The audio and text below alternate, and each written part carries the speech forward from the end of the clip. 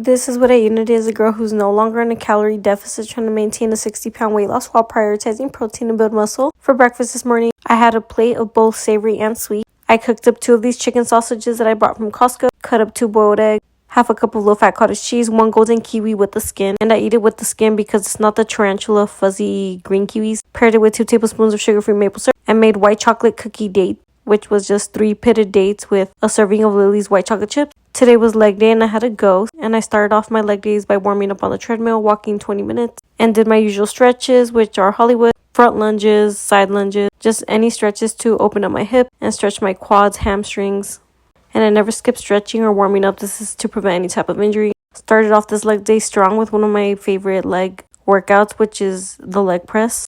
Using the leg press to start off your workout activates the majority of the muscles in your legs. So it's definitely a good one to start off. And I started with 1 plate on each side and moved to 2 plates on each side. And I did 3 sets of 15. For the next workout, I did do squats. And I don't always do squats. I have to really be in the mood for squats. I just feel like it's really easy to injure yourself because this requires core strength, a lot of stability, proper form, control. I just feel like you can strain your lower back and really injure yourself. But I warmed up by doing 10 squats with 10 pounds on each side and moved to 35 pounds on each side. And I was able to do 10 of these. By the way, this is the most weight that I've ever done squatting. Like I said, I don't usually squat. And I do like going a little bit lower than 90-degree angle. That's just how I feel most comfortable with my body and my hips. Butt to the grass, as most people call it. And today your girl hit a PR. I was able to squat a plate on each side for the first time, and I was able to do that 4 times. I made sure to squat and control the movement all the way down, keeping my chin tucked in and my spine straight. Moved on to another great workout, which was a seated hamstring curl. And this one moved with you.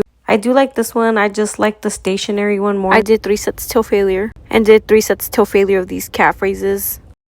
I is sure to stretch the heel downward because that's what promotes the most growth. The downward stretch rather than the upward stretch.